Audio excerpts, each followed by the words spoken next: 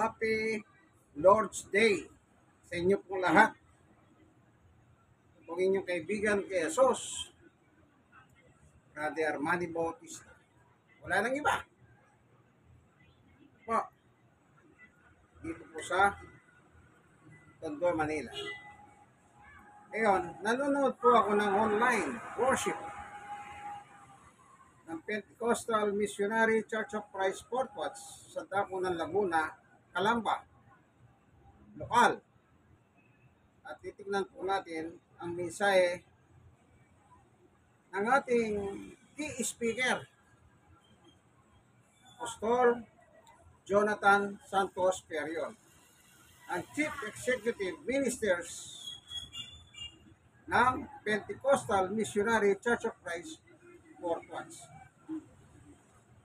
Ito po, mapapanood natin sa pamagitan ng online, live sa YouTube.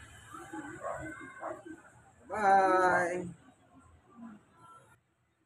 Sa umagang ito, tunay na tayo ay pinagpala ng Diyos. Ito ang unang pagdalaw ng ating mahal na Apostol Jonathan Perion.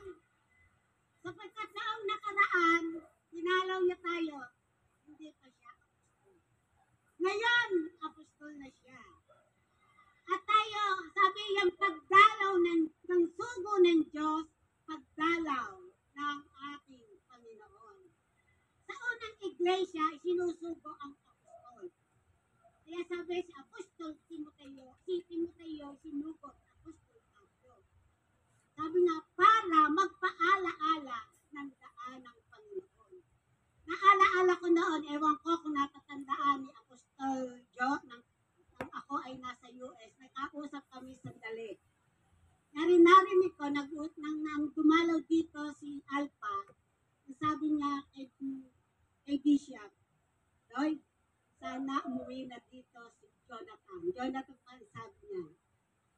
Nabanggit ko yan kay Bishop. Ewan ko kung natandaan niya. Sabi para niya, kahit paano may kahalik ako. Kaya ito ay nagpapatunay. Ngayon ko nare-realize na talagang ang Diyos naglalaan. Hindi, kumbaga sa takdang panahon, inilalagay niya ang taong karapat-dapat. Kaya nga sabi ang ating tagapagsalita sa umagang ito, sabi hindi lamang basta tagapagsalita. Marami siyang gawang pinatunayan. Kaya nga sabi, siya ang unang, sabi nga, pioneer of the churches, the modern media ministry na nagtatag ng Surer World Media Ministry sa United States. Siya rin ang tagapagsalita ng All English TV program ng Iglesia na may kakayahang umabot sa milyong-milyong tao sa mundo. Siya rin ay isang self-published author. Pag sinabing self, siya lang talaga yung author. Ang ating tagapagsalita ay former administrator ng Maranatha Bible School International North America Extension. Ang pinakamalaking Bible School na extension sa labas ng Pilipinas. Siya rin na nangunguna sa construction ng Apostle Arsenio T. Perion Global Missionary Center na siyang pinakamalaki, pinakamoderno na building ng PNCC Fort Watts sa ibang bansa. Sa loob ng 25 taon na siya ay naglingkod bilang senior pastor ng PNCC Fort Watts sa South Bay, California, at siya rin ang former district coordinator ng United States. Siya rin ang pangunahing tagapagsalita ng Creator Home Free Global Crusade na umaabot sa ilang milyong tao at nagiging daan upang sila'y tumanggap sa Panginoon at magpabautismo. Higit sa lahat mga kapatid, ang ating tagapagsalita ay itinalaga ng minamahal na apostol Arsenio Tanperiol. Kaya sa buong kagalakan at biyaya, tanggapin natin sa dakong ito ang ating minamahal na Deputy Executive Bishop Jonathan Periol, ang ating minamahal apostol Jonathan Periol. Purihin natin ang Panginoon. Yan din naman.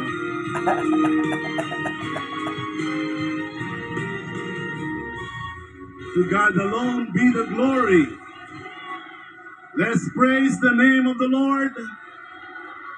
Let there be a continuous praise and adoration to the Lord. Hallelujah! Praise the name of the Lord. You alone deserves our praises and adoration. To God be the glory. Thank you, Presbyter Ning, for that very heartwarming introduction. It's great to see all of you, my dearest brethren, here at the PMCC 4th Watch of Calamba. Ako po ay nagagalak na kayo ngayon ay makita at maipaglingkod sa inyo ang salita ng Panginoon. I'd like to recognize also our pastoral staff and our pastors and the elders of the church. Blessings to all of you. And of course, those who are joining us right now via our live stream. Thank you for joining us today. Wherever you are tuning in from, may the blessings of the word be given to you. Amen. Nung Amen. ako ay nasa Boracay upang pasinayaan ang groundbreaking ng ating itatayong bahay dalanginan doon, ay nabanggit ni Presbyter Dan Perez na napakasaya nila sapagkat sila ay nabisita. Pero meron siyang sinabi na lalong nagbigay ng kaliwanagan sa akin.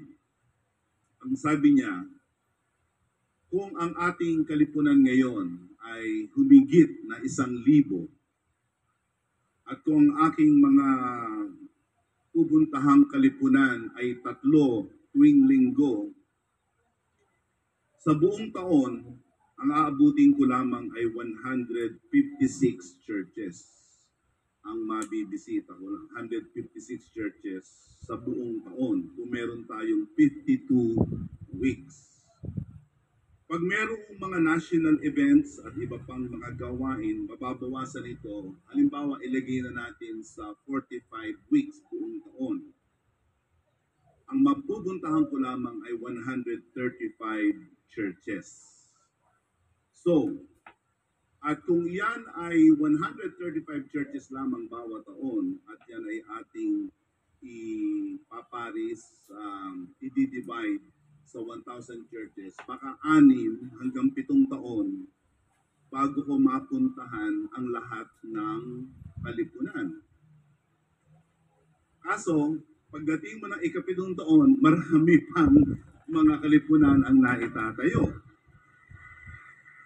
Kaya ang sabi ni Presbyter Dan, kami po'y nagpapasalamat sapagkat kahit kami ay maliit, pinuntahan nyo kami sapagkat hindi ganon kadali na puntahan ang lahat ng mga kalipunan. So, ako po ay I am very selective of the churches that I will visit. And gusto ko mang puntahan lahat. Kahit araw-araw ay hindi matatapos ng 1 taon. At hindi lamang pangangaral sa mga congregations ng PMCC 4th Watch ang gawain ngayon ng inyong lingkod. Ang gawain ngayon ng inyong lingkod, sabi nga natin sa payak na pananalita ay pasan ko ang mundo. At salamat sapagkat pinapagaan ninyo ang aking pasan sa inyong pagmamahal, sa inyong pagsuporta, at sa inyong paniwala. So, I'd like to take this time to just thank and appreciate all of you for being supportive and being a partner with your servant in this new calling in my life. And as I usher the church into a new era of apostolic leadership. Praise the name of the Lord. Turn to those around you, inyong pagpalain ang mga katabi ninyo. Say anything nice to them. Give them the blessings of the Lord. To God be the glory. And we shall remain standing and we shall pray. Ama naming Diyos, sumasamba kami ngayon sa iyo. Naway, bigyan mo kami ng pansin. Naway makita mo kami na gaya at tulad sa mga mananamba na iyong hinahanap. Sa makatwid bagay ang pagsamba namin naway magawa namin sa Espiritu at sa katotohanan. Naway ang lahat ng nasa aming isip ay maging katanggap-tanggap sa iyo. Nawa ang aming mga puso at damdamin ay maging karapat-dapat sa iyo. At ang aming mga pagpupuri maging kalugod-lugod sa iyo. Turuan mo ang iyong bayan na tumanggap ng iyong mga salita.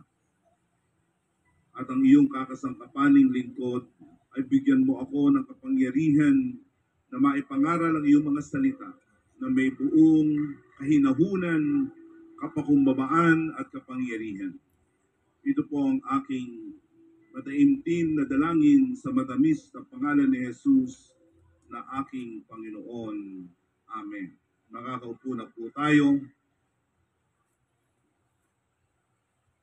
Sa umagang ito ay ipaglilingkod ko sa inyo ang nakasulat dito sa aklat ng Hebreo sa kapitulo 12 sa mga talatang 26 hanggang 27.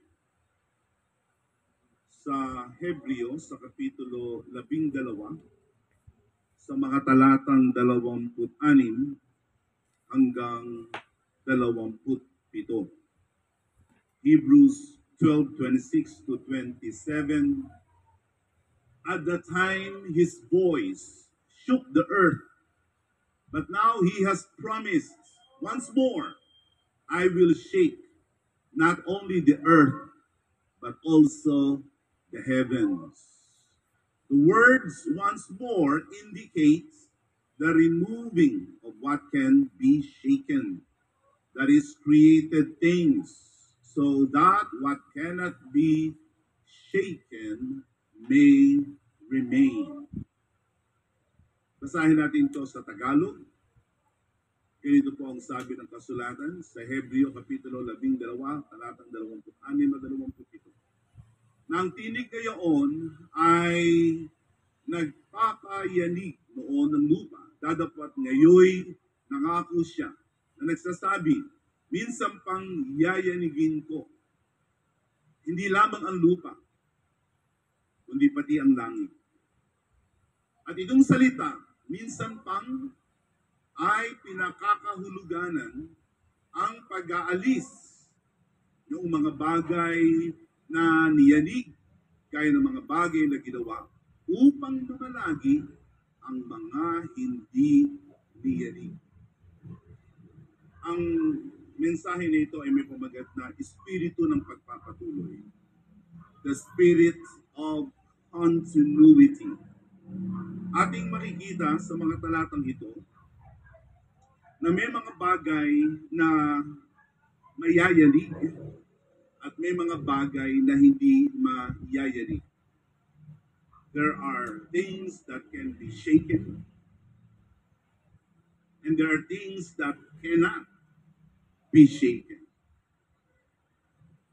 The things that can be shaken, yung mga mayayanig, mga paparam, mga wawala, hindi magpapatuloy. yung mga bagay na hindi mayayanig, hindi mawawala, hindi mapaparam, at ang mga ito ay magpapatuloy. Dito natin makikita ang kahihinatnan ng matuwid at liko, masama at mabuti. What the Word of God is telling us is none other than the destiny of the good and the bad, the destiny of the holy and the unholy, the destiny of the righteous and the unrighteous. Ang kahihinatnan ng mga hindi matuwid, ng mga hindi banal, sila'y mapuputol, hindi sila magpapatuloy, sila'y mangawawala. Ang destiny ng mabubuti ay mananatili. Sila'y magpapatuloy. Ganito ang wika sa Aklat ng Mga Awit sa Kapitulo 37 sa talatang 1 at 2.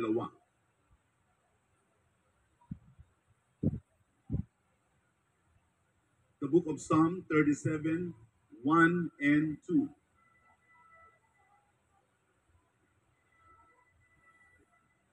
What is that? Oh, train. Home along the release pala. Pagpasensya niyo na. Hindi ako sanay na ako'y nag-preach sa worship at may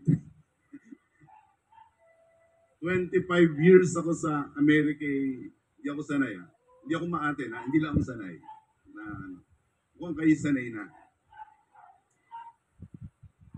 Anyway, basahin natin. Huwag kang mabalisa dahil sa mga manggagawa ng kasamaan. Ni managhili ka man sa kanila na nagsisigawa ng kalikuan. Verse 2, sapagkat sila'y madaling puputuling gaya ng damo at matutuyong gaya ng sariwang damo. Do not fret. Do not worry. Do not be disturbed when you see evil men prosper. Because like green grass, they will be cut off. They will be discontinued. They will eventually stop. That is the destiny of the wicked, the destiny of the unholy. Walang taong liko, walang taong masama na magpapatuloy. Sila'y puputulin, sila'y mangawawala, at hindi sila makapagpapatuloy sa magpawalang hanggan. In the same book of Psalm 37, in verses 10 and 20, ganito pa ang sinasabi ng kasulatan. A little while, and the wicked will be no more. Though you look for them, they will not be found. Here, the psalmist is addressing the very reason why sometimes we become envious of the ungodly. Karaniwan tayong mga banal at mga kabahagi ng Iglesia ng Panginoon ay naiinggit pa sa hindi naglilingkod.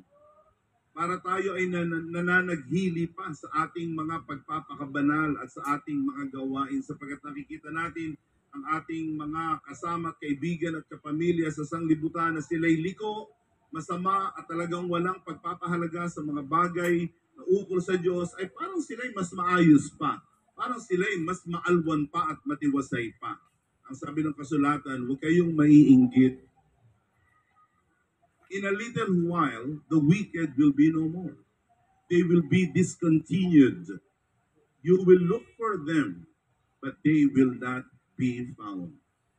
On the other hand, if the wicked, if the unholy do not have a future in eternity with God in heaven, praise be to God, the holy, we will have a bright future. We will have eternity with God. We will remain. We will stay. We will always be in existence. In the book of Psalm 125, verses 1 and 2. This is what the word of God says. Psalm 125, 1 and 2. Those who trust in the Lord are like Mount Zion, which cannot be shaken. We cannot be shaken, but we will endure forever. As the mountains surround Jerusalem, so the Lord surrounds his people both now and forevermore. The Bible says, what can be shaken will eventually disappear. But those that cannot be shaken, they will remain. They will always continue. Praise the name of the Lord.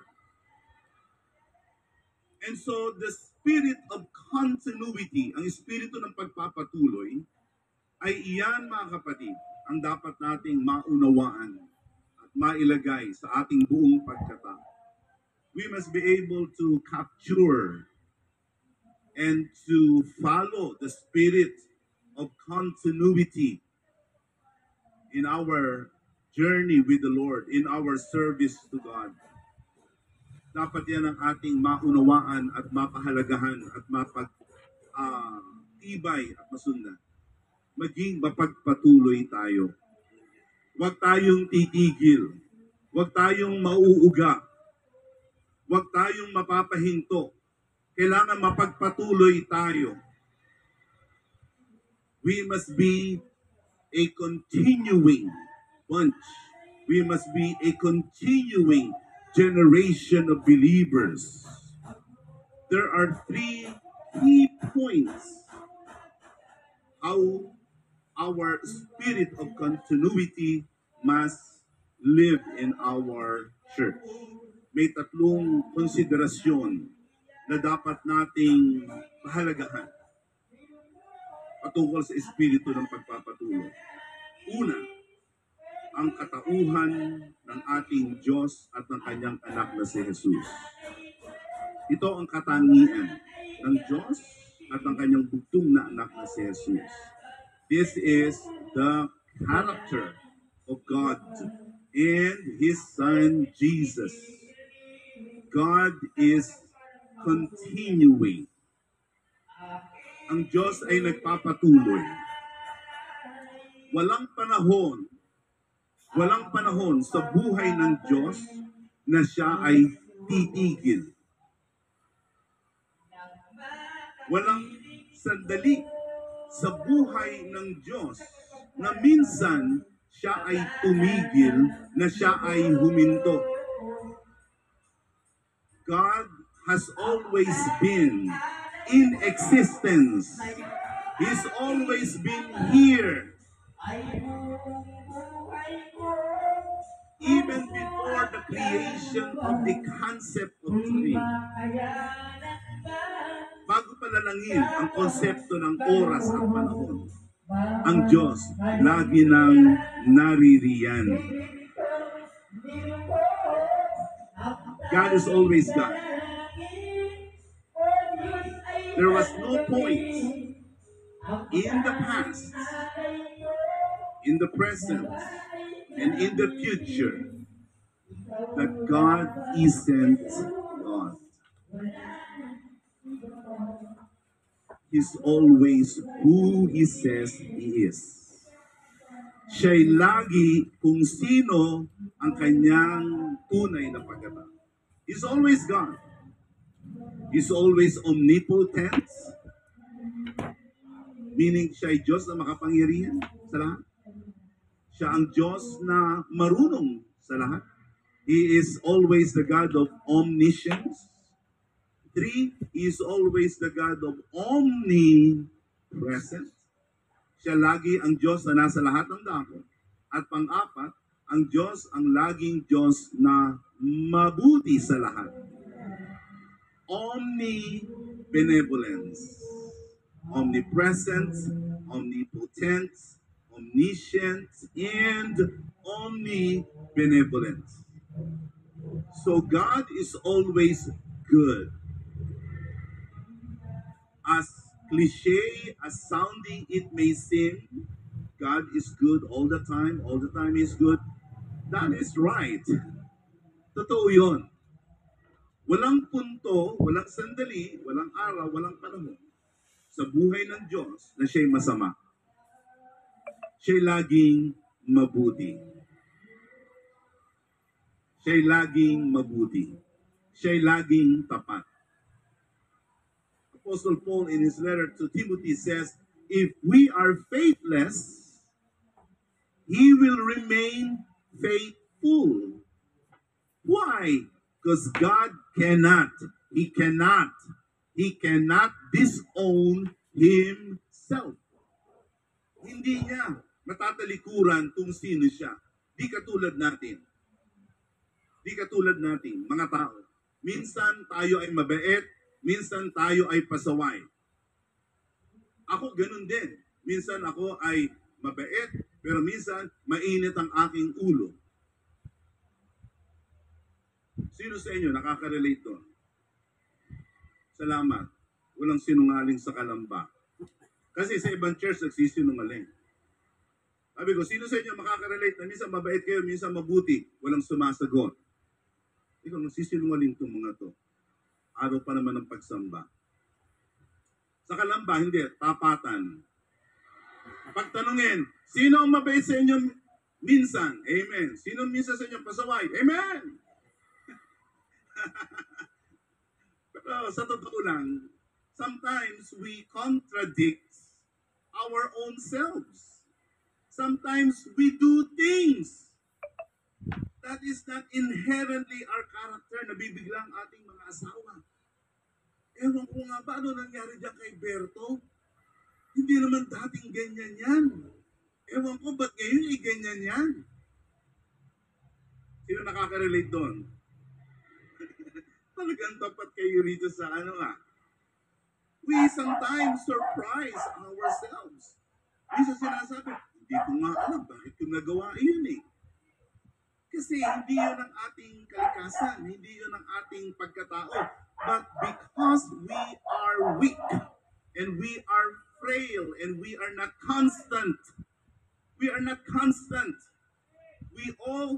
often do things that is against our character, against our education. Kaya sabi ng mga tao minsan, parang wala kang pinag-aralan. Kasi may mga college graduate, kung umasta, parang taga-bundok. Meron namang taga-bundok, na kung umasta, parang nasa kolehiyo. Nabibigla rin tayo. Kung klase ko ba? Walang pinag-aralan, pero kung umistilo siya, marami siyang pinag-aralan. You get the point, right? We're not constant. But God is constant. Amen. He is constant. Amen. He never changes. Amen. He is always who He says He is. Amen. And so when Moses asked the name of God, God said, tell them, I am who I am. He is always God. As far as God is concerned, there is really no yesterday, no present, and there's no tomorrow. Because time, we only created it. We only created time. But God is above and beyond, and He transcends time. Amen. And so Jesus, in the book of Hebrews in 13, it says there that Jesus Christ is the same yesterday, today, and what? Forever. Amen. 13:8 of Hebrews. In the book of Revelation, in chapter 1, verse 8, Jesus Christ was called the one who was, who is, and was, and is to come. Amen. The Alpha and the Omega. Amen. Alpha is the first letter of the alphabet. It's like letter A. At Omega is the last letter of the Greek alphabet. It's like letter Z. So God is forever, and He is Amen. constant, and He is continuing. And I know you will agree with me that the constancy of God is our incredible source of guidance and assurance. Isn't it awesome to think that when times change, when life seasons change, we can go to God, we can run to God who is unchanging.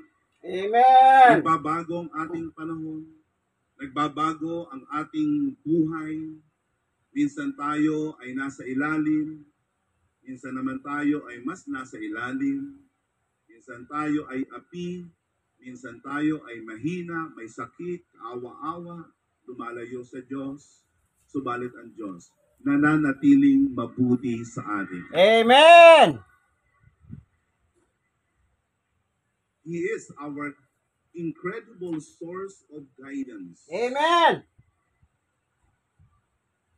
Sinasabi sa mga unang panahon noon, at kung di ako nagkakamali, maging sa panahon ngayon, ang ginagamit ng mga naglalayag sa karagatan, what mariners, voyagers, sea voyagers, mga mariners. I do not know how many among your husbands are mariners. They work in cruise liners and oil tankers. Anyone here? Mga asawa ninyo ay nasa bapor? Wala. Okay. So, sinasabi na ang mga ancient mariners, dahil wala pa noong gaanong mapa, wala pang compass, ang ginagamit nilang reference point ay yung tinatawag na Northern Star. Ano ang Tagalog ng Northern? Hilaga o kanluran? Hilaga. North is Hilaga. Okay. Ang ginagamit nilang referensya, giya, para sila makapunta sa kanilang paroroonan, para malaman nila kung nasaan sila, ay yung tinatawag na ang bituin sa Hilaga, Northern Star. Why? Because they say the Northern Star is somewhat stable and constant. Hindi nababago-bago ang kanyang location. At ito rin ay isang napakaliwanag na bituin. Kaya ang mga matatagal nang naglalayag sa karagatan, ang mga mangingisda, lagi nilang hinahanap sa kalawakan ang Northern Star para sila ay magabayan, maghiyahan kung saan sila pupunta. Kaya ang North Star ay isang stable, constant star in the Milky Way. Ngayon, nailipat yan sa mundo ng literatura. Kaya, may mga tao na tinatawag na Northern Star. Halimbawa, ang mga kabataan, pag magbibigay ng kanilang mga graduation speeches, sasabihin nila, maraming salamat sa aking mahal na ina. Siya ang nagsilbing North Star. Na siya ang gumagabay sa akin. Siya ang pumapatnubay sa akin. North Star is our ancient primeval guidance system because it is constant. Thanks be to God. Our God is like a northern star. Amen. He is constant. Amen. Lahat ay mamaliw, ang lahat ay hihinto. Pero yung sumasampalataya sa Panginoon, gaya niya ay mananatili magpakailanman. Amen. Kaya tayo ay magiging mapagpatuloy. Sapagkat ikaw ay laging pinapatnubayan ng Diyos. And God will always be present in your life. And even if there are times in your life that you could hardly detect God, discern God, if you know who your God is, you will never turn your back on God. You will never walk away from God if you know your God. Because the God we are serving is a constant God. He Amen. is the God who continues. Amen. He is always steadfast. He was never young. He never matures. He will never get old. He will always be perfect. Praise the name of the Lord. That is why we must follow the character of God. Ang Diyos ay mapagpatuloy. Ang kanyang mga anak kailangan ay maging mapagpatuloy din. Amen. Kailanman ay hindi tumitigil ang ating mabuting Diyos sa kanyang gawa at pagpapala sa atin. Hindi rin dapat tayo tumigil na pagpalain ng Diyos at ang kanyang gawain. The character of God. That's why in this worship, how many among you are worshiping now in spirit and in truth? Amen. I want us to focus our hearts and our minds on God. The book of Hebrews 3:1 says, fix your thoughts on Jesus. Fix your thoughts on Jesus. As we worship now God, fix your thoughts on Jesus. He is the same yesterday, today, and forever. Number 2, the character of the church. This is something we must consider. Hindi lamang ang Diyos ang mapagpatuloy, maging ang iglesyang inihalal ng Panginoong Jesus sa pamamagitan ng kanyang mga apostol ay mapagpatuloy. The head is constant, the head is continuing, so is the body of Jesus, that is the church. The church must be a continuing generation and group of people. Alam nyo, isa sa mga paniwala ng PMCC Fourth Watch, na mula nung naitayo ang unang iglesia na makaapostol sa unang daang taon ng pananampalataya ay kailanman hindi naputol, hindi nahinto ang iglesia ng Panginoon. This is one of our doctrinal statements that from the day of Pentecost, wherein the church was built and founded, the true church of Jesus Christ had never ceased. It was never cut off, even though it went and it goes through tribulations. Isa yan sa ating mga pinanghawakang doctrinal statement. Na mula nang tayo itinayo, kailanman ay hindi huminto ang tunay na iglesia. Hindi tumigil ang iglesia. Sa katunayan, meron tayong doctrinal statement. Ito ay ang tinatawag na 32 Doctrinal Statement of Faith. Yung Doctrinal Statement 11, second paragraph, yon ang ating makikita. At ito ang aking babasahin sa inyo. Itong nasa verse second paragraph. Babasahin ngayon natin ito.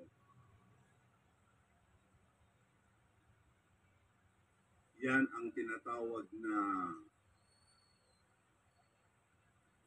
Okay. Nakikita ba natin? Ang sabi dyan, sa second paragraph, that this church is glorious and was founded on Pentecost after the resurrection of Christ, was never cut off nor ceased to function, and will continuously be victorious until the second coming of Jesus Christ. Never cut off. That is why the Church of Jesus Christ in the PMCC Fourth Watch is the continuance. Do you follow? we are the continuance of the first apostolic church in the first watch. Tayo ang pagpapatuloy. You can see in our doctrinal DNA that the PMCC Fourth Watch has always been steadfast. Amen. And look at us right now. We just celebrated our 50th golden year. And now we are celebrating our 51st year this month of August. The church will never be cut off. The church will never disappear. Hindi mawawala. Sa katunayan, in the book of Revelation, the church is represented in heaven by 24 elders. You see, eldership is a church office. And in heaven, are you still with me? Alam niyo ang ating gagawin sa langit? Tayo ay sasamba magpawalang hanggan sa ating Diyos. Yung iba sa inyo ay nagigitla. Worship? Magpawalang hanggan? Hindi na tayo matutulog, hindi na tayo magkakain, hindi na tayo magpapahinga. Ngayon, parang ang hirap aruhin na tayo ay sasamba magpawalang hanggan. Naunawaan ko yun. Naunawaan din tayo ng Diyos. Pero, huwag nating iwawala sa ating isip na sa panahong darating, lahat tayo ay babaguhin. Meron na tayong pagkatao na panglangit. Iba yung kaisipang panglangit sa kaisipang panglupa. Sa kaisipan, damdamin, pangangatawang panglupa, napapagod tayo. Napapagod ang mangangaral, pinapawisan ng mga mangangaral, gaya ngayon. Ang mga nakikinig, medyo napapagod tayo, pero sa langit, wala nang kapaguran. That is why, in Revelation, look at here, in Revelation 4:4, the church, this is the church here. There is a broad consensus among Bible scholars that the church is represented actually by the 24 elders. Surrounding the throne were 24 other thrones. Seated on them were 24 elders. They were dressed in white and had crowns of gold on their heads. And then, look at also in Revelation chapter 5, verses 8 and 10, you will see what the 24 elders are actually going to be doing in heaven. When he had taken it, the 4 living creatures and the 24 elders, referring to the church, fell down before the Lamb. Each one had a harp, and they were holding golden bowls full of incense, which are the prayers of the saints. And so in heaven, we will be holding bowls of incense. And we will use the incense to make the throne of God scented with the prayers of the saints. Let's continue reading in 9 and 10. And they sang a new song. You are worthy to take the scroll, to open the seals, because you were slain, and with your blood you purchased men for God from every tribe and language and people and nation. You have made them to be a kingdom and priests to serve our God. They will reign on the earth. The church is the kingdom of God. The 24 elders were called the kingdom, and they were called the priests of God. And are we not the priesthood of Christ? 1 Peter 2:9. You are what? A royal priesthood. Lahat ng pamahalaan, lahat ng ahensya, lahat ng institusyon ng tao, gaano man kakapangyarihan, gaano man kakilala, gaano man sila katagal na sa lupa, ang lahat ng ito ay hihinto, mapaparam at mga wawala. Subalit, ang pamahalaan at gobyerno at kaharian ng Diyos ay magpapatuloy magpakailanman. The nation of God, the church of the Lord Jesus Christ, even though we will be subjected to persecution and ridicule and slander and antagonism of men, the Bible says even the gates of hell, praise Jesus, will not prevail over us. Nung kami mga bata pa, pagka mahina ang kalaban, sabi namin, sumakay ka pa. Sumakay, magsama kayo ng lolo nyo. Yung mga pagka mahina ang kalaban, ano pa eh, malakas ang kumpiyansa mo. Yan ang sinasabi mo, magsama pa kayo. Purihin ang Panginoon. Ang iglesia ay hindi mahihinto. Tayo ay magiging mapagpatuloy. Praise the name of the Lord. And the true church of Jesus Christ from the first 100 years had gone through high water and hell. But the church never batted an eyelash. Hindi kumurap. Hindi kumurap. Tuloy-tuloy ang iglesia ng Panginoon. Purihin ang Panginoon sa loob ng 50 taon. Ang ating mahal na apostol, hindi kumurap, hindi sumuko, hindi tumigil, hindi napahinto. And so, we give credit always to God. But we also give credit to the continuing spirit of the leadership of the church. Imagine if our apostle stopped. Imagine if our apostle discontinued his ministry. But thank God. God raised him up. God empowered him. And God enabled him. Praise be to God in this church. Our founding pastor here, Bishop Domingo Periol, never discontinued. He moved forward against all odds. I was able to witness the humble, pioneering days of this church. I was one with the first evangelistic team that planted and sown the seeds of the gospel in this town. Napakaliit ang ating pasimula noon. Napakaliit. Subalit, ngayon ay mas lalong pinalaki tayo ng ating Panginoon. Pangatlo, the character of the gifts of the Holy Spirit.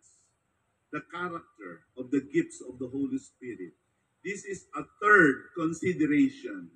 Ito ang ating dapat bigyan ng pagpapahalaga. Una, ang Diyos mapagpatuloy. Pangalawa, ang iglesyang tunay mapagpatuloy. Pangatlo, ang kaloob ng Espiritu Santo ay mga mapagpatuloy din. The gifts of the Holy Spirit, just like from whom they came from, is also continuing. Romans 11:29, the gifts, the calling of God are irrevocable. Meaning, they cannot be revoked. As long as it is in current, as long as it is current, it will never be revoked. It will never cease to function. And the gifts of the Holy Spirit, they are concurrent with the church. Concurrent. kung paano ang iglesia ay hindi titigil, ang mga kaloob ng Espiritu sa iglesia hindi rin titigil. They say that the uh, authority of ambassadors are actually coterminous with the president who appointed them. So, kapag ka ikaw ay italaga ko na isang ambassador, matatapos ang iyong ambassadorial authority pagtapos na rin ang aking pagka-presidente. Bagamat may mga ambassadors na itinutuloy ng mga sumusunod na administrasyon sa kanyang mabuting paggawa. Pero technically, pagtapos na ang opisina at termino ng presidente na nagtalaga doon sa ambassador, tapos na rin ang kapangyarihan at ang katungkulan ng isang ambassador. Ganon din ang Espiritu Santo at ang kanyang kaloob. We are, the gifts of the Holy Spirit are concurrent and coterminous with the church. As long as the church exists, the complete gifts of the Holy Spirit are needed. Habang may iglesia, kailangan may kumpletong kaloob. Kaya ang kaloob at ang pagtawag ng Diyos ay hindi nagbabago. Kahit ano pakiramdam mo sa kaloob. No matter how much you feel about the gifts, whether you are comfortable or not, whether the gift is agreeable to you or not, walang pakialam ang Diyos doon. Yung kanyang tatawagin, yun ang kanyang itatayo. Kahit yung kanyang tatawagin, ang damdamin niya, hindi siya karapat-dapat. Pag ikaw ang tinawag ng Diyos, ikaw ang tinawag ng Diyos. In the Old Testament, halos lahat ng tinawag ng Diyos nagreklamo, wag po ako, wag po ako, wag po ako, may ibang mas karapat-dapat. Ang Diyos hindi nagpadala sa kahinaan ng tao. Ang sabi ng Diyos, hindi, ikaw ang pinili ko. Kaya hindi nagbabago yan sa pagdaan ng panahon. Romans 11:29. The gifts and the calling of God are irrevocable. In the book of 1 Corinthians 1:7, the complete gifts of the Holy Spirit are expected to function wholly until the return of Jesus. Ang pag-function ng mga kumpletong kaloob ng Espiritu ay inaasahan hanggang sa muli at pangalawang pagparito ng Panginoong Jesus. You do not lack any spiritual gifts as you eagerly wait for our Lord Jesus Christ to be revealed. Let me say it in a different way. Okay? While you are waiting for Jesus, I expect that you will have the complete gifts of the Holy Spirit. Now, the question is this: has Jesus returned yet? No, he hasn't returned yet. But he will return soon. Pero hindi pa siya bumabalik. Yung tunay na Kristo, hindi pa bumabalik. Yung bulaang Kristo, hindi mo makita ngayon yun. Pugante ngayon yun. Natatakot ngayon yun. Yung tunay na Kristo, mapagtagumpay. Babalik pa lang. Tumira pa, no? Okay. So, ang kumpletong kaloob, inaasahan sa church yan. Hindi pa dumarating ang Panginoon eh. At yan ang ating tinayo ang doktrina mula nung itinayo ang Fourth Watch 50 years ago. May kumpletong kaloob. Hindi mo tatapusin yan. Hindi mo babaguhin yan. magpapatuloy ang lahat ng kaloob sa iglesia ng Panginoon. Kasama dyan ang kaloob ng pagka-apostol, kaloob ng pagka-propeta, ebanghelista, pastor at guro at iba pang mga kaloob sa paggawa. The book of Acts 2:39, it says there, ang pangako ay sa inyo, sa inyong mga anak, at doon pa sa mga tatawagin pa, ilan man ang tawagin ng Panginoong Diyos.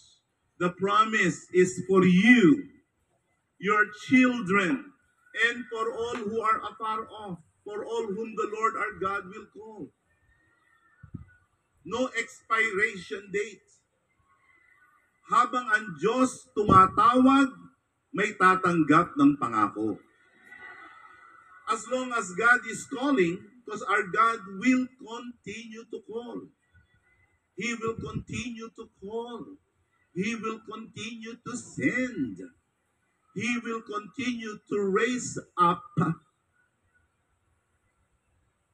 new gifted men.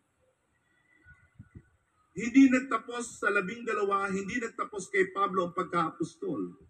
Hindi nagtapos kay Andronico, hindi nagtapos kay Junias, hindi nagtapos kay Bernabe, hindi nagtapos kay Pablo. Ang pagka-apostol ay nagpapatuloy hanggang sa kapatid na Apostol Arsenio T. Ferriol. At ngayon, nasa piling na siya ng ating Panginoon, hindi rin nagtatapos ang pagka-apostol sa kanya. Bakit natin tatapusin? Hindi nagtatapos. Ang kaloob at pagtawag ng pagka-apostol ay nagpapatuloy. Bahagi yan ng ating spirit doctrine DNA. Nung pag-aralan ko ang higit na malalim ang doktrinang ito, nasumpungan ko na sa ating 32 Doctrinal Statement of Faith, sa Statement 11, sa third paragraph, na nasaad doon na sa panahong darating, may mga bagong apostol na tatawagin pa. Basahin natin ang third paragraph. Nakikita niyo ba? Ang sabi diyan sa third paragraph, that the gates of hell cannot prevail against the glorious church. And though it suffers some light tribulations, the Holy Spirit will invigorate it through the calling of new apostles in every hour or seasons when renewal is called for. God will invigorate, papapanariwain ang iglesia, palalakasin ng iglesia sa pagtawag ng mga bagong apostol. Kaya ang kaloob at pagtawag ng Diyos ay hindi nagbabago, ito ay nagpapatuloy. Patuloy na pinapahangad sa atin. Patuloy na pinapanasa sa atin. 1 Corinthians 12:31. Desire the greater gifts, the more excellent gifts. Now, you will only desire, hindi mo aangkinin. Only God can give. God had put the border, the parameter. Hanggang hingi ka lang. Hanggang hingi. Ang Diyos ang magbibigay. Ang banal na Espiritu ang magbibigay. At may buong kapakumbabaan kung sasabihin sa inyo, ang inyong kapatid ay hinirang ng Diyos sa pamamagitan ng pagpapatong ng kamay ng buhay na apostol.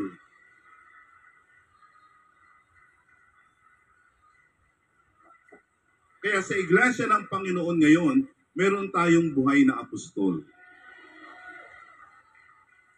Yan ang ating tinatayuan. Kapag ang inyong lingkod ay tanungin, ikaw ba'y sinugo ng Diyos? Opo, ako'y sinugo ng Diyos sa pamamagitan ng pagpapato ng kamay ng buhay na apostol. Hindi tao ang nagsugo sa akin. Ang nagpatunay ay ang apostol na buhay noon. Subalit ang Diyos ang laging nagsusugo. Kaya makikita natin, mga kapatid, kung bakit dapat tayo maging mapagpatuloy. Sapagkat ang Diyos nagpapatuloy, ang Iglesia nagpapatuloy, ang mga kaloob nagpapatuloy. That is why we must have the spirit of continuity. Yan ang ating dapat makuha. Yan ang dapat nating maisakbat, masunod, maisakatauhan. Yung espiritu ng mapagpatuloy. Kaya kahit ang kolokyal at folksy advice ng mahal na apostol, sabi niya, no retreat, no surrender. Finally, are you still with me? There are two major reasons why we must continue. Dalawang principal, pangunahing dahilan bakit tayo dapat magpatuloy. Una muna ay ang tinatawag ko sa English na the displeasure of God. Pag hindi tayo magpatuloy, ang Diyos ay hindi malulugot. Sa katunayan, sa higit na mayamang pagpapaliwanag, ang Diyos ay mapupuot sa atin, magagalit sa atin,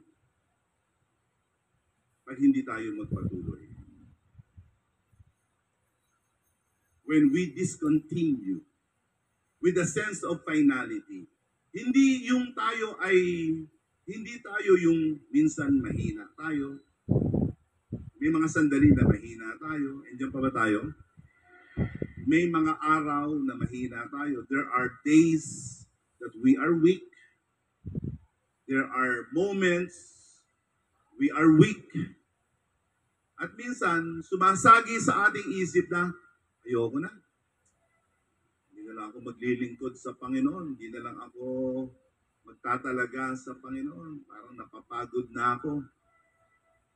Hindi sa tuwing tayo ay magkakaroon ng ganong kaisipan ng Diyos inagagalit. Kundi, ang ayaw ng Diyos ay yaong mayroong buong, what's the word? Because if I were to say that in English, what God doesn't like and what God derives displeasure from is when we decide with finality. Yung pinal na.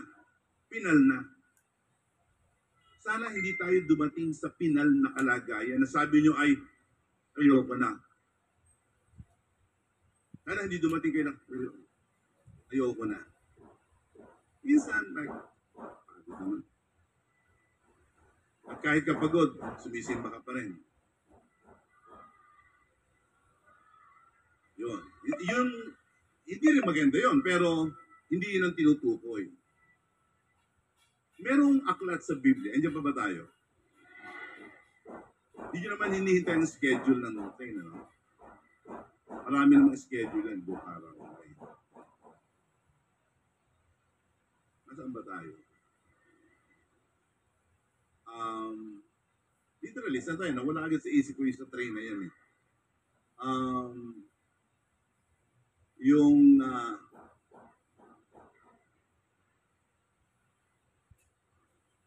So we must not have that sense of finality.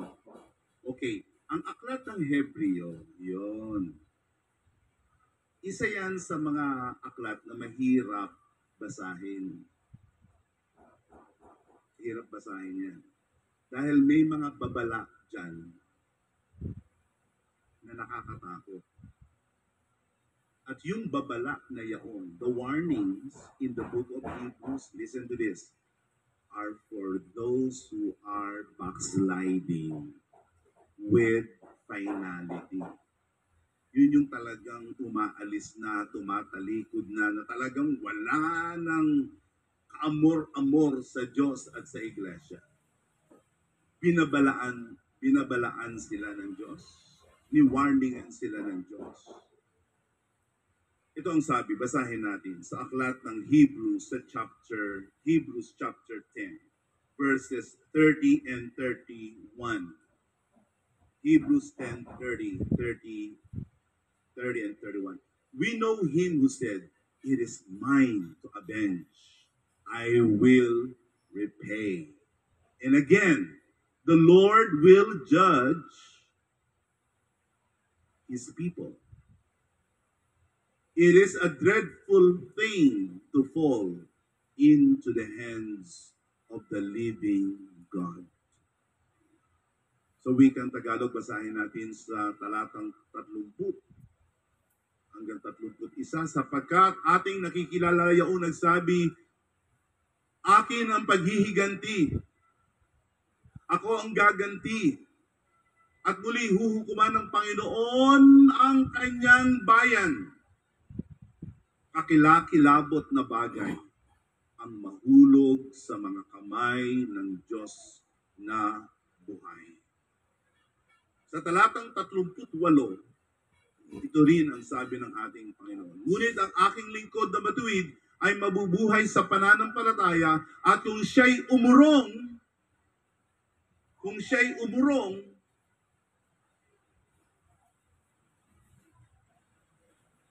ay hindi kalulugdan ng aking kaluluwa." As far as God is concerned, anyone with finality walks away from God, quits on God. He is insulting the Spirit of grace. Iniinsulto ang biyaya ng Diyos. Isipin mo, hindi tayo karapat-dapat na biyayaan ng Diyos. Hindi po ba? Yung ibinigay sa iyo na hindi para sa iyo, sa halip na iyong pahalagahan at tanggapin, itinapon mo. Magagalit talaga. Sabi ng Panginoon, pambihira. Hindi ka nga karapat-dapat mahalin, pero minahal pa rin kita. Ni hindi mo susuklian yung pag-ibig ko sa iyo, you will understand God. That's the reason God doesn't like us to retreat or to quit on our faith. Can I hear an amen? Hindi dapat tayo, mga kapatid, magkaroon ng espiritu ng pagtaliwakas. At yan ang mangyayari sa ating kapanahunan. There will be a mass apostasy.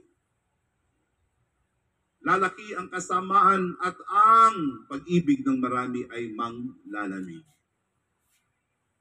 So before you think of stepping away from God with absolute finality by the mercies of God for the sake of our souls, think again. At hindi ito pananakot ng Diyos. Ito'y pag-ibig ng Diyos. Naririyan pa ba tayo? You see, God couches His love sometimes in kindness. Sometimes He couches His love, His care with sternness. That's why the Bible says, endure hardship as discipline because you are God's children. Iba ang palo ng magulang sa palo ng di natin kilala. Pag tayo ay paluin ng hindi kilala, kalupitan yun. Pag tayo ay paluin ng ating ama, sapagkat alam niya, nagkamali tayo at itinutuwid tayo.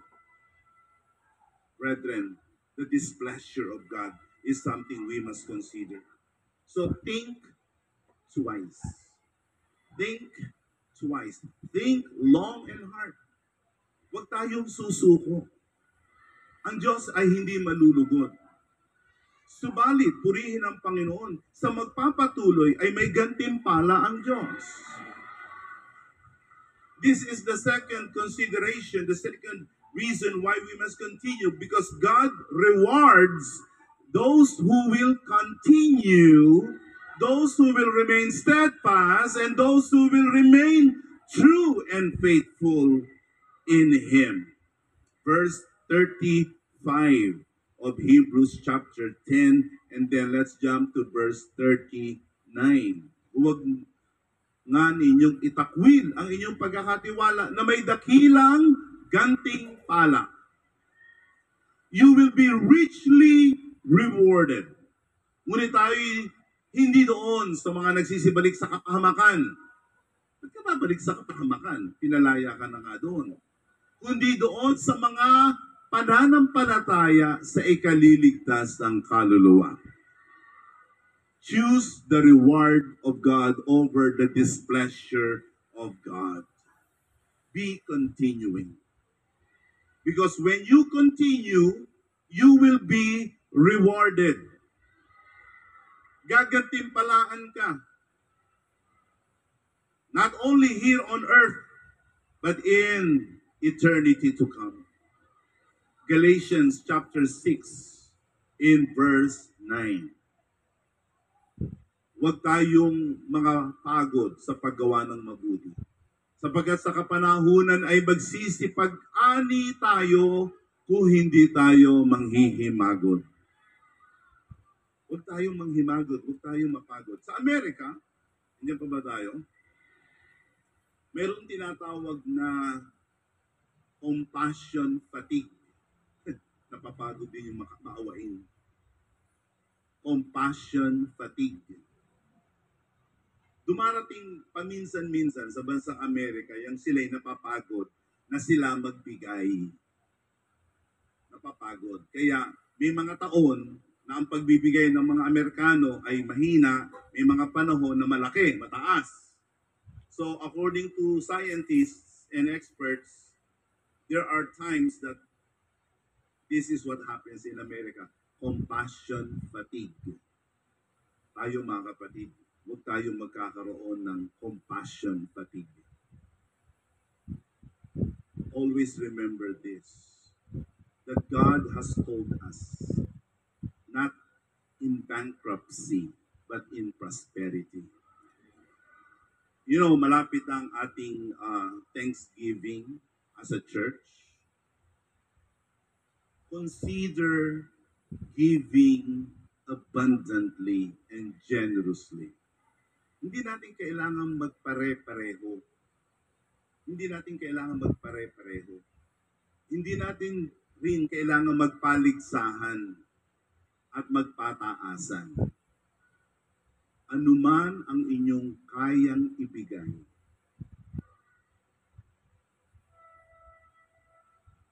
anumang halaga ang inyong kayang ibigay, na taos sa inyong puso at galing sa pusong mapagpasalamat, kalugod-lugod sa Diyos yan.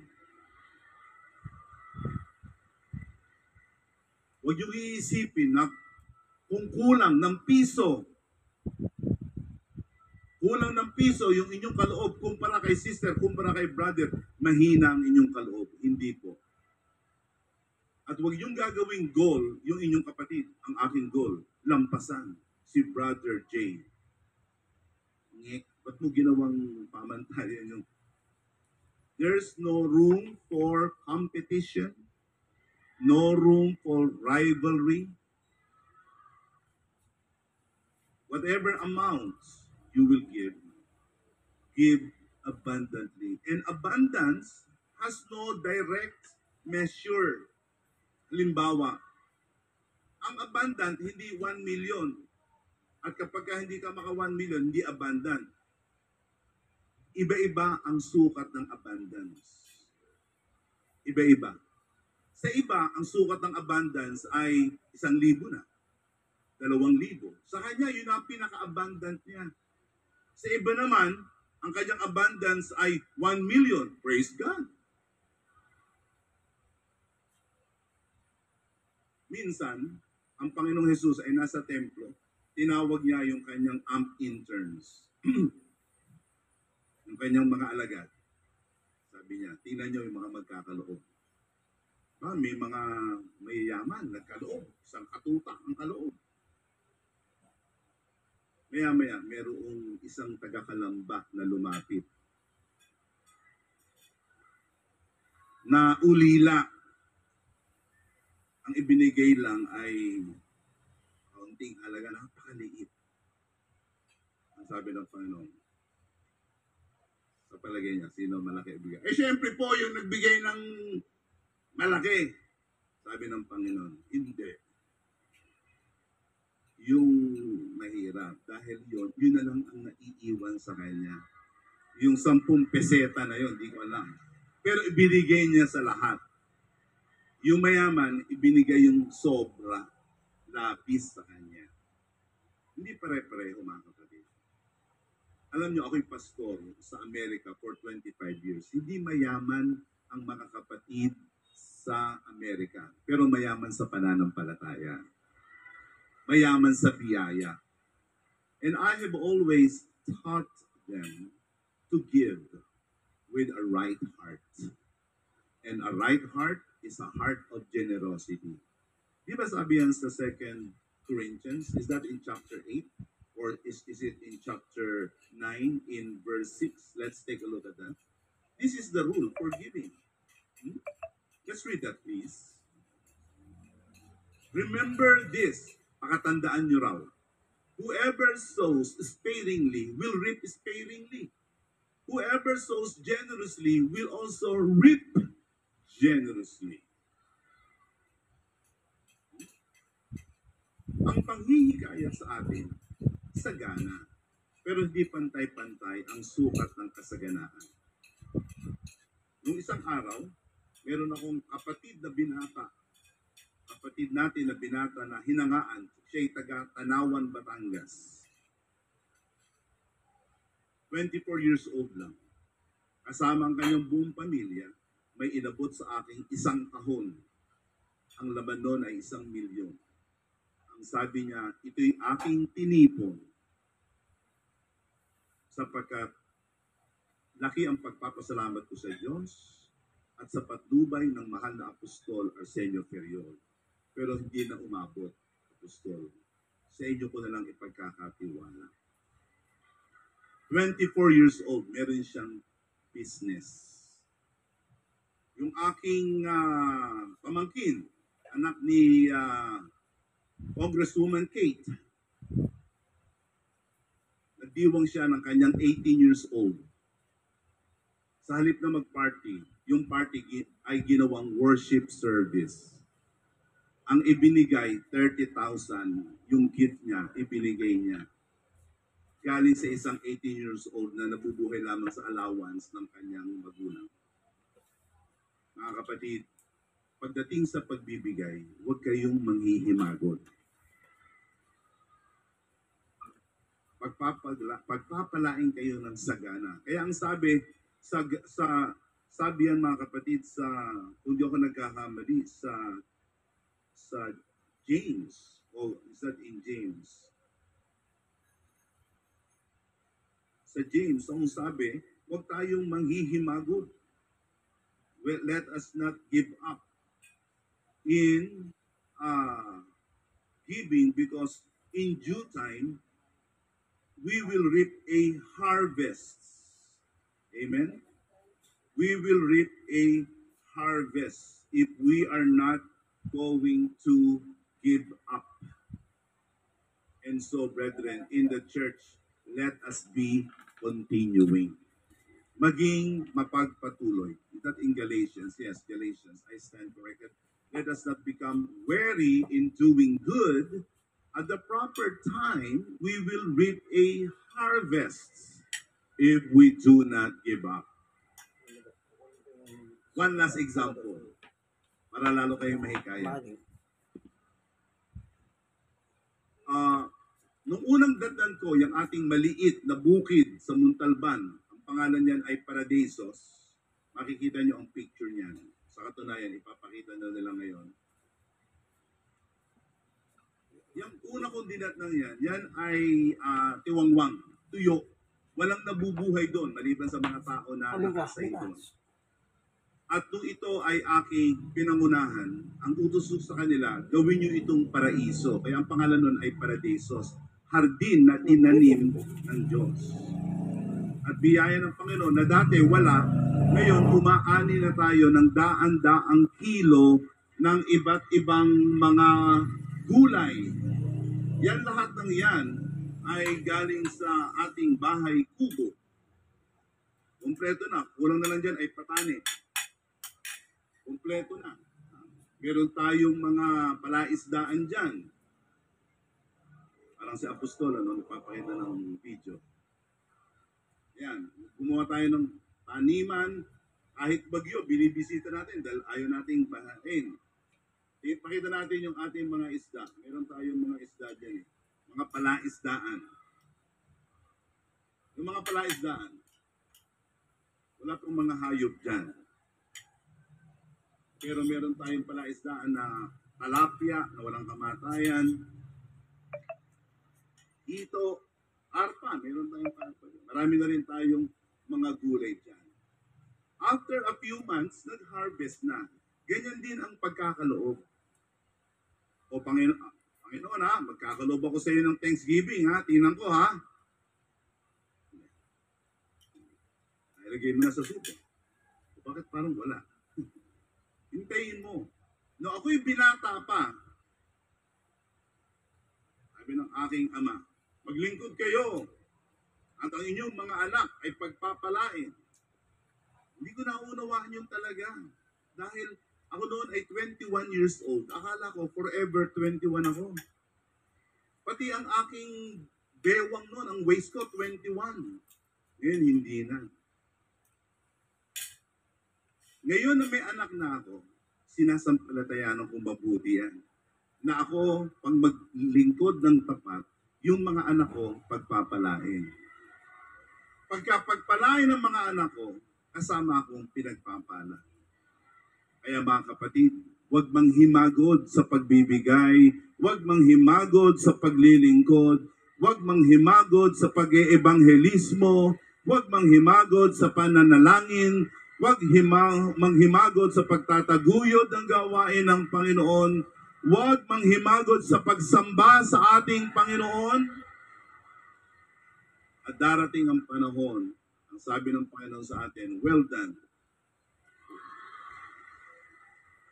Well done, good and faithful servant. Sino sa atin ang pinagpala sa umagang ito? Amen, amen. Tayong lahat ay magsiluhod, tayo ay manalangin. Dakilang Diyos, salamat po. Sapagkat ikaw ay Diyos na mapagpatuloy. Amen. Na kailanman ay hindi mo kami tinigilan. Hindi ka kailanman huminto sa iyong pagiging Diyos na mabuti't makapangyarihan. Nawa marapatin mo kami ngayon sa aming paggunita ng iyong dakilang sakripisyo sa pagbibigay ng iyong bugtong na anak na si Jesus upang kami matubos sa aming mga kasalanan. Marapatin mo kami ngayon sa pangalan ni Jesus. Amen.